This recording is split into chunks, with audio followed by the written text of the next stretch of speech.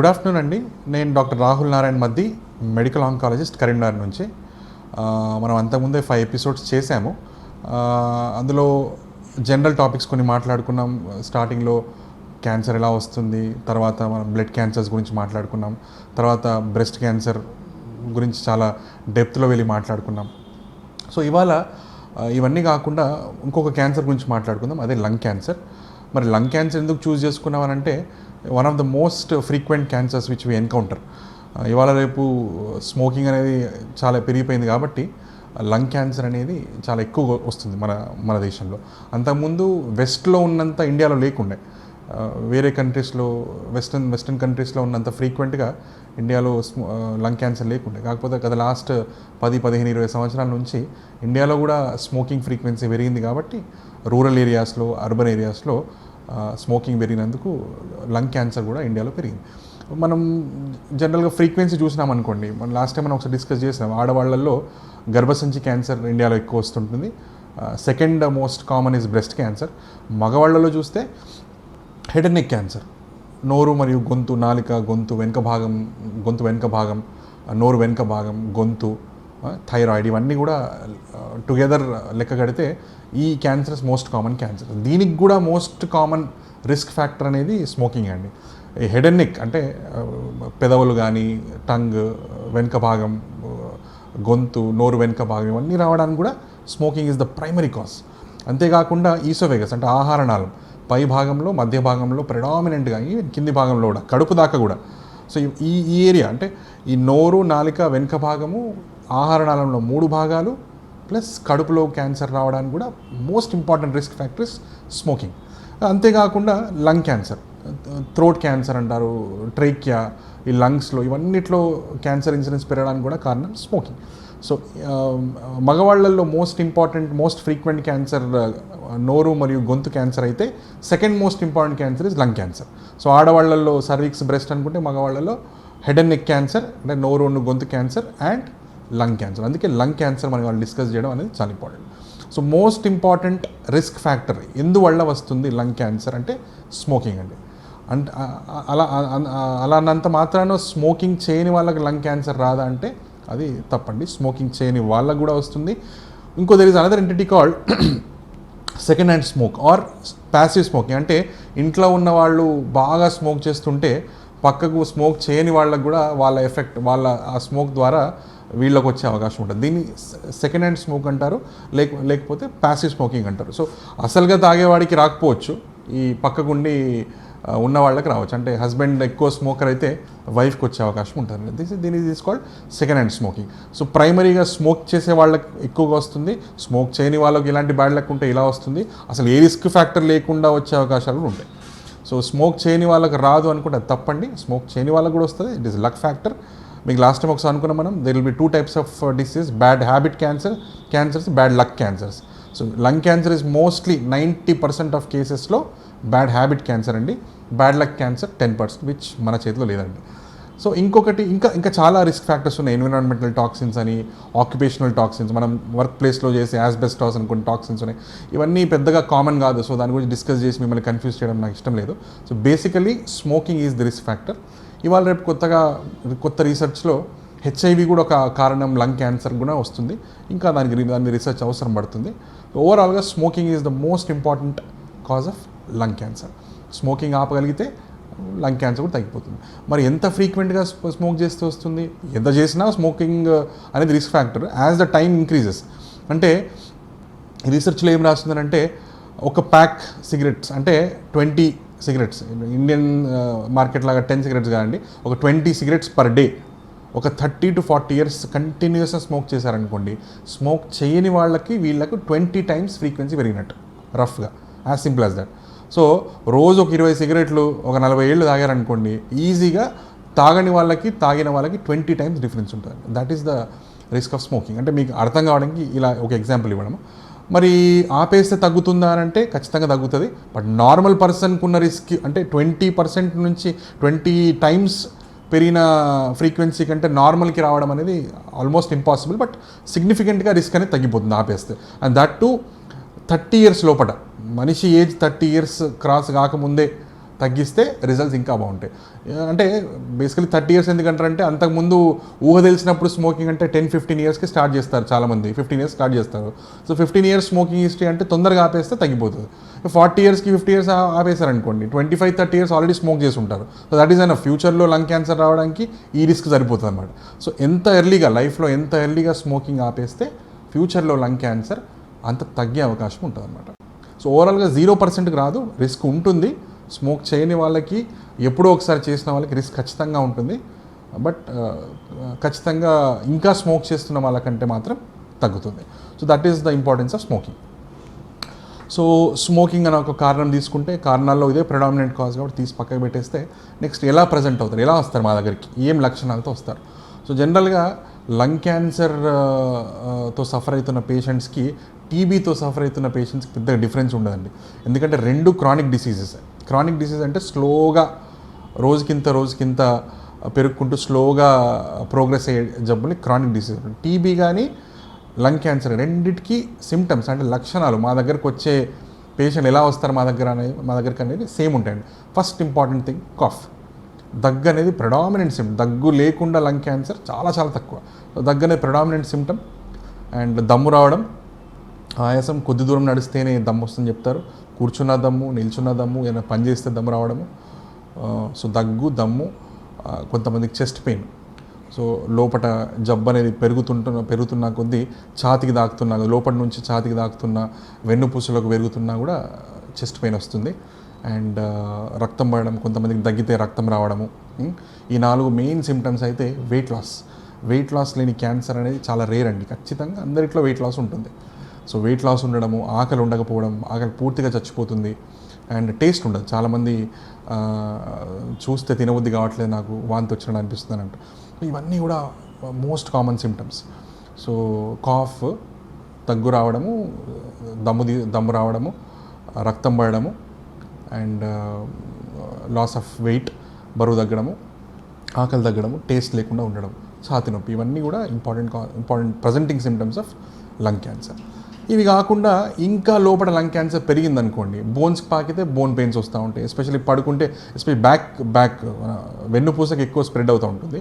So పడుకుంటే వచ్చే నొప్పి, చాలామంది నిల్చున్నప్పుడు, నడుస్తున్నప్పుడు, డైలీ పని చేసుకుంటున్నప్పుడు ఏం పెద్దగా నొప్పి లేదంటారు, కానీ పడుకున్నప్పుడు మాత్రం సివియర్ పెయిన్ అంటారు. This is the characteristic feature of cancer pain. Cancer పెయిన్స్లో వెన్నుపూసకు కదా క్యాన్సర్ పాకితే పడుకున్నప్పుడు వచ్చే నొప్పి ఎక్కువ ఉంటుందండి. సో బ్యాక్ పెయిన్ రావడము, బోన్ పెయిన్స్ రావడము, లివర్ లాంటి వాటికి పాకితే ఎక్కువ వెయిట్ లాస్ అవ్వడము, వామిటింగ్ సెన్సేషన్ ఎక్కువ ఉండడము, జాండీస్ రావడము, ఇవన్నీ కూడా లివర్కి స్ప్రెడ్ అయితే అవుతాయి. కొన్నిసార్లు బ్రెయిన్కి స్ప్రెడ్ అయితే తల తిరగడము, ఫిట్స్ లాగా రావడము, కొన్నిసార్లు కాళ్ళు చేతులు పడిపోవడము, హెడేక్గా ఉండడము, వాంతులు ఎక్కువ కావడం, ఇవన్నీ కూడా బ్రెయిన్కి స్ప్రెడ్ అయితే వచ్చే లక్షణాలు. సో లంగ్ క్యాన్సర్కి బ్రెయిన్కి స్ప్రెడ్ అయ్యే ఛాన్స్ ఎక్కువ ఉంటాయండి. 50%. సపోజ్ బ్రెయిన్లో కొన్ని గడ్డలు చూసి ఒక డాక్టర్ రెఫర్ చేశాను అనుకోండి, పలానా ప్రాబ్లం ఉంది డాక్టర్ గారు చూడండి అని అంటే 50% ఆఫ్ టైమ్స్ దాని తల్లిగడ్డ లంగ్స్లోనే ఉంటుంది. లంగ్స్లో నుంచే బ్రెయిన్ పాకి ఉంటుంది. సో లంగ్ నుంచి బ్రెయిన్కి పోవడం అనేది అంతా చాలా ఫ్రీక్వెంట్గా వెళ్తుంది. So these are all the presenting symptoms. అంటే ఇలా పేషెంట్స్ మా దగ్గరకు వస్తూ ఉంటారు అనమాట. సో ఈ అవగాహన కూడా తెలుసుకోవాలి. అది కాకుండా ఎలా నిర్ధారణ చేస్తారు లంగ్ క్యాన్సర్ ఎలా నిర్ధారణ చేస్తారు? సో యూజువల్గా చాలామంది పేషెంట్స్ దగ్గు అని వస్తారు, కానీ తెమిడ రావడం అనేది కొంచెం ఇన్ఫ్రీక్వెంట్. టీబీలో తెమిడ ఎక్కువ వస్తుంది, బలగం ఎక్కువ వస్తుంది. బట్ లంగ్ క్యాన్సర్ పేషెంట్లో తెమిడ అనేది ఎక్కువ రాదు. ఒకవేళ వస్తే ఆ తెమిడ పరీక్ష చేస్తే కూడా క్యాన్సర్ కణాలు దొరికే అవకాశం ఉంటాయి ఆ తెమిడలో కూడా. సో తెమిడ లేదనుకోండి, యూజువల్గా ఎట్లా దొరుకుతుంది, చాలా కేసెస్లో లోపల ఒక గడ్డ ఉంటుంది. ఆ గడ్డ లోపలికి మనం ఒక నీడిల్ వేయాల్సి వస్తుంది. ఒక లావాటి నీడిల్ వేసి చిన్న పీస్ తీసి టెస్ట్ చేస్తే దాన్ని బయాప్సీ అంటారండి. సో ఆ తీసిన బయాప్సీ మెటీరియల్ కూడా మనం స్పేర్ చేసుకోవాలి. ఎందుకు కాపాడుకోవాలనేది ముందు చెప్తాను నేను. సో తీసిన మెటీరియల్ని కూడా టెస్ట్ చేసుకొని క్యాన్సర్ని ప్రూవ్ చేసుకోవాలి అండ్ దాన్ని కాపాడుకోవాలి. ఎలా చేస్తాం మరి? లోపలికి అంత పెద్ద గడ్డ లోపల ఉన్నప్పుడు లంగ్స్ లోపలికి ఎలా వెళ్తామంటే చేయొచ్చండి. అల్ట్రాసౌండ్ హెల్ప్ ద్వారా, లేకపోతే సిటీ స్కాన్ హెల్ప్ ద్వారా ఒక లావాటి నీడిల్ లోపలికి వేసి చిన్న పీస్ తీసుకొని టెస్ట్ చేసుకుంటే బయాప్సీ రిపోర్ట్ వచ్చేస్తుంది. కొన్నిసార్లు బయాప్సీ తీసుకోవడం కష్టం అవుతుంది. సో సన్నటి నీడిల్ తీసుకొని ఎఫ్ఎన్ఏసి సైటాలజీ అంటారు, ఎఫ్ఎన్ఏసి టెస్ట్ చేసుకొని కూడా అంతకన్నా ఇంకో దారి లేకపోతే ఎఫ్ఎన్ఏసితో కూడా ట్రీట్మెంట్ స్టార్ట్ చేసి ముందుకు పోవాల్సి వస్తుంది కొన్ని కేసెస్లో. ఇంకొన్ని కేసెస్లో ఛాతీలో నీరు వచ్చేస్తుందండి. సో ఒక్కసారి ఛాతీలో నీరు వచ్చిందంటే స్టేజ్ 4 కింద లెక్క వేస్తాం మనము. నీరు పరీక్ష చేస్తే కూడా మనకు క్యాన్సర్ తెలిసిపోయే అవకాశం ఉంటుంది.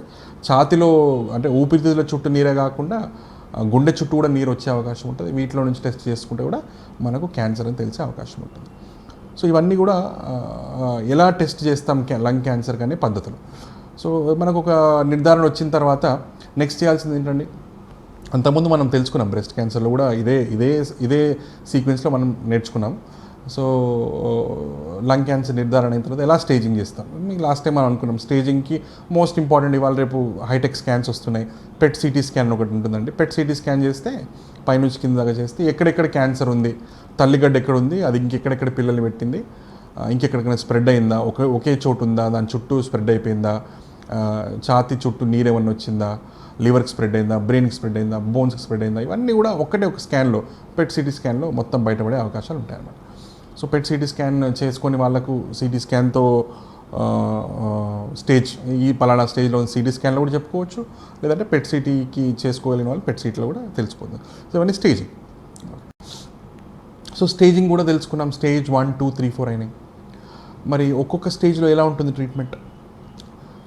మన దేశంలో 90% of cases lung cancer cases మేము చూస్తే అందులో 100కి 90 కేసులు లాస్ట్ స్టేజ్లో వస్తాయండి.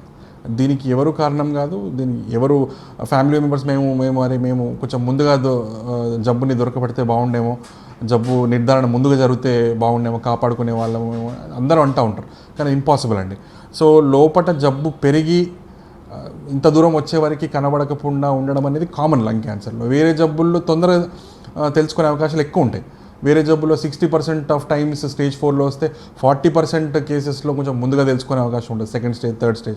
లంగ్ క్యాన్సర్స్లో అట్లీస్ట్ మన దేశంలో 90% ఆఫ్ కేసెస్ లాస్ట్ స్టేజ్లో వస్తాయండి. లాస్ట్ స్టేజ్లో వచ్చిందంటే జీవితకాలాన్ని పొడిగించుకోవడం తప్ప మిగతా ఏం చేయలేమండి. సో ఈ 90% ఆఫ్ కేసెస్ స్టేజ్ 4లో వస్తే మరి మిగతా 1, 2, 3 కేసెస్ 1, 2, 3 స్టేజెస్ మాత్రమే 10%లో ఉంటాయి.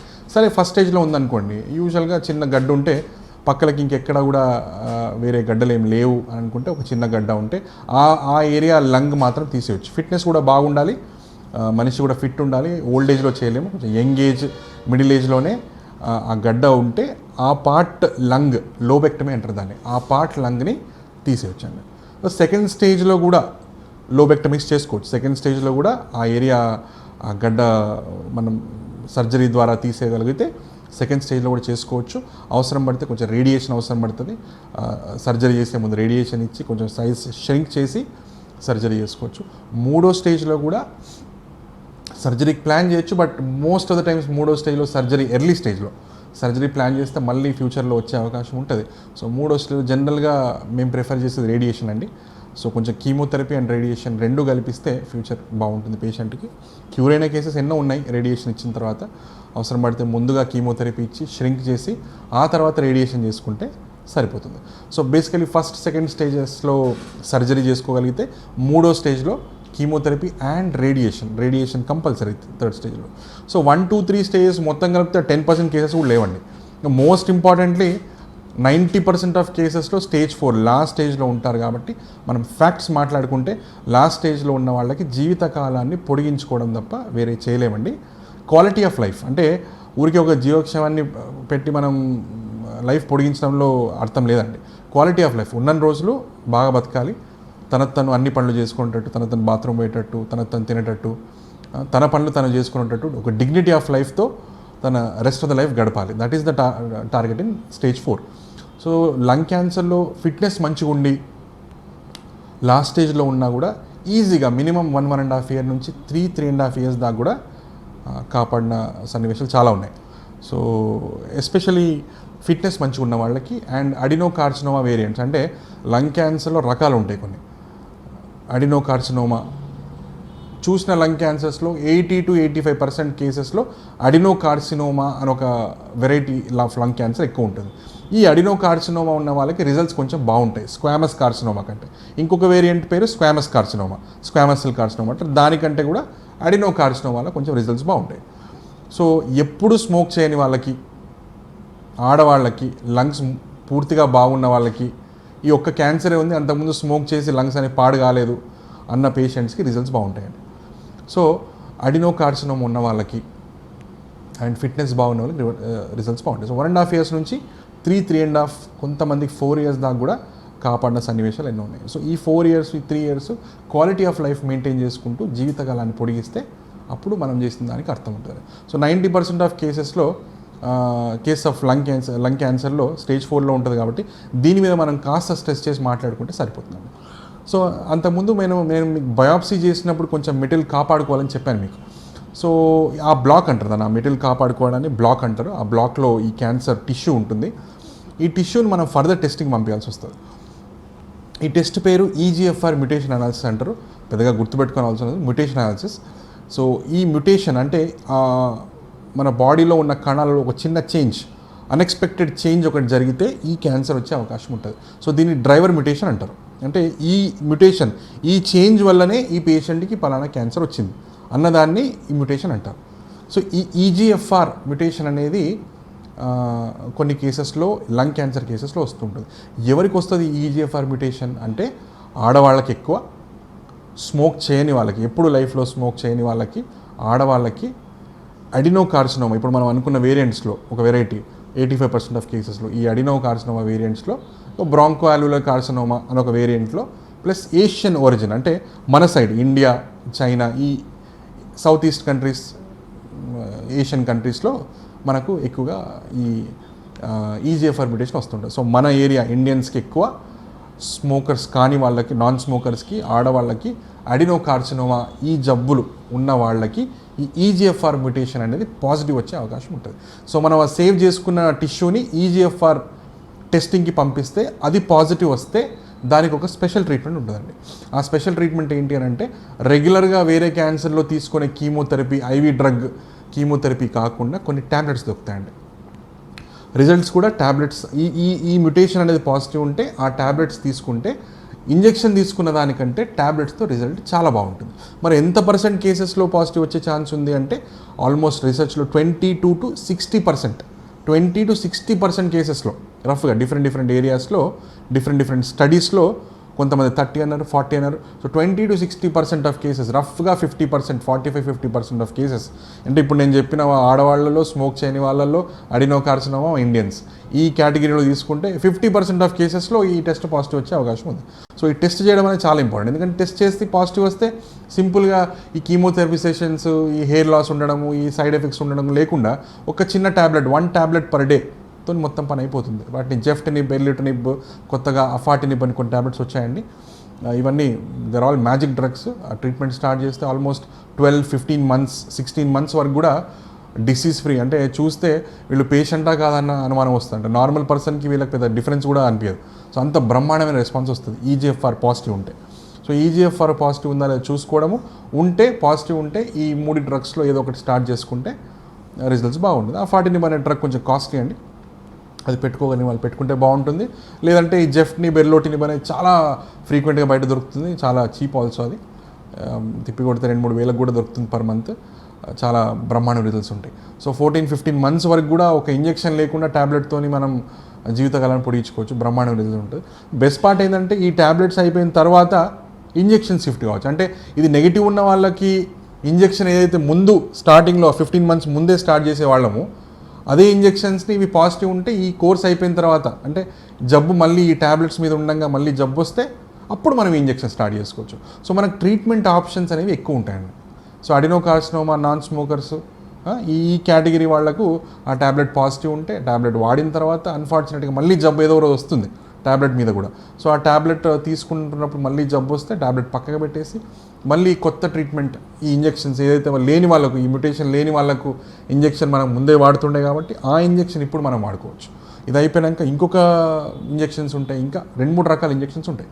సో ఆప్షన్స్ అనేవి ఈ అడినో కార్సినోమా పేషెంట్స్కి ఆప్షన్స్ అనేవి పెరుగుతాయి. సో రిజల్ట్స్ అనేవి చెప్పాను కదా, 1.5 years నుంచి 3.5-4 years దాకా కూడా కాపాడుకోవచ్చు ఫిట్నెస్ బాగుంటే. సో ఇవన్నీ కూడా మనకు లంగ్ క్యాన్సర్ ఆప్షన్స్. సో ఇంకా రీసెర్చ్ జరుగుతుంది. ఇట్లాంటి ట్యాబ్లెట్స్ కాకుండా కొన్ని ఇంజెక్షన్స్ ఉన్నాయి, మోనోక్లోనల్ యాంటీబాడీస్ అంటారు, బెవాసిజిమాబ్ అని అంటారు. సో అలాంటి కొన్ని ఇంజెక్షన్స్ ఇంకా ఉన్నాయి. రెగ్యులర్ కీమోథెరపీకి అలాంటి drugs, monoclonal antibodies, advanced drugs, latest drugs add చేస్తే రిజల్ట్స్ ఇంకొంచెం బాగుంటాయి. అవన్నీ కూడా very frequently available in the market.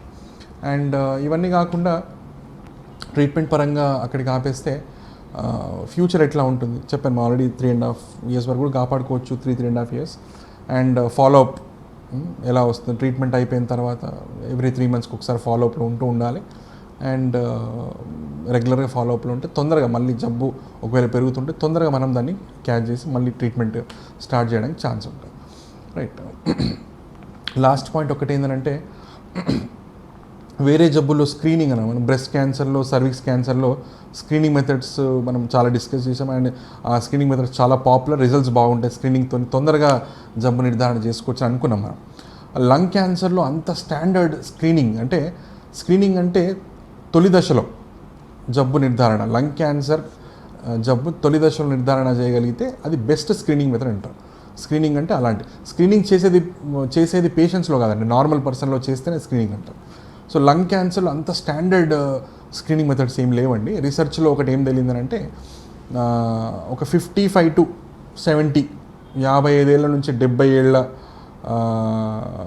పెద్దవాళ్లలో smoke చేస్తున్న వాళ్ళకి ఎక్కువ smoke minimum 30 years, daily 20 cigarettes, minimum 30 years smoke చేసిన వాళ్ళకి, సో 55 to 70 years అంతే కదండి.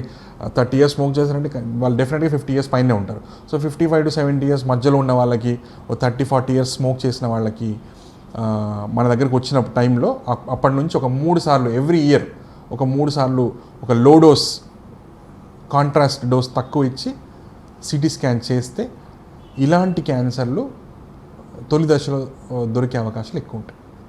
సో ఎప్పటి నుంచో స్మోక్ చేస్తున్న వాళ్ళు డాక్టర్ని కన్సల్ట్ చేస్తే ఇలాంటి లో డోస్ స్క్రీనింగ్ మెథడ్స్ ఉంటాయి కాబట్టి ఒక 3 years వరుసగా చేస్తే 20% ఛాన్స్ ఉంటుందండి ఫ్యూచర్లో తనకు కానీ ఆ పేషెంట్కి లంగ్ క్యాన్సర్ వచ్చే ఛాన్స్ ఉంటే 20% ఆఫ్ కేసెస్లో చిన్న దశలో తొలి దశలో క్యాన్సర్ నిర్ధారణ చేయడానికి ఛాన్స్ ఉంటుంది. సో బాగా స్మోక్ చేసిన వాళ్ళకి లైఫ్ అంతా ఒక 30 years 40 years డైలీ 20 cigarettes పైన స్మోక్ చేసిన వాళ్ళకి ఒక 3 years నాన్ స్టాప్గా సిటీ స్కాన్స్ లో డోస్ సిటీ స్కాన్ చేస్తే జబ్బు నిర్ధారణ తొందరగా చేసే అవకాశం ఉంటుంది, లైఫ్ బాగుంటుందండి. సో ఇవన్నీ కూడా లంగ్ క్యాన్సర్ గురించి కొన్ని విషయాలు. సో ఇందులో భయపడాల్సిన ఈ ప్రోగ్రామ్ చూసి భయపడాల్సిన పని లేదండి. బేసికల్ ఏంటంటే అవగాహన. ఫస్ట్ టాపిక్ 5 minutes మాట్లాడుకున్నాం మనం. స్మోక్ చేయకుండా ఈ బాధలన్నీ ఉండవు. సో స్మోకింగ్ అనేది కంప్లీట్గా ఆపేయాలి అండ్ స్క్రీనింగ్ మెథడ్స్ కొంచెం దృష్టిలో పెట్టుకోవాలి. అండ్ ఇలాంటి లక్షణాలు మనం డాక్టర్ దగ్గర వచ్చేటప్పుడు లక్షణాలు ఏవే ఉంటాయో అలాంటి లక్షణాలు ఏమాత్రం అనుమానాస్పదంగా ఉన్నా కూడా ఒక క్యాన్సర్ సర్జన్కి, క్యాన్సర్ ఫిజిషియన్ కాకుండా ఒక మంచి ఫిజిషియన్, నార్మల్ జనరల్ ఫిజిషియన్ని కలిస్తే వాటిని ఎవాల్యుయేట్ చేస్తే ఇలాంటి లక్షణాలు బయటపడుతుంటాయి. అండ్ ఇంకొక పాయింట్ ఏంటంటే చాలా వరకు ఈ టీబీ ముసుగులో ఉంటాయండి క్యాన్సర్. చాలాసార్లు 100కు 70 కేసుల్లో టీబీ ట్రీట్మెంట్ ఫస్ట్ జరిగిపోతుంది. ఆ టీబీ ట్రీట్మెంట్ జరిగినాక ఎంతకు తగ్గట్లేదు ఈ జబ్బు ఏంటబ్బా అని ఇంకా ఇన్వెస్టిగేషన్స్ మళ్ళీ టెస్టులు చేసి చూస్తే అప్పుడు క్యాన్సర్ బయటపడుతుంది. సో ఎంతకు తగ్గని టీబీ జబ్బులో కూడా లంగ్ క్యాన్సర్ ఏమైనా మిస్ అవుతున్నామా అన్నది కూడా మైండ్లో పెట్టుకోవాలి. So these are all the points for lung cancer. So quit smoking and stay away from lung cancer. Thank you.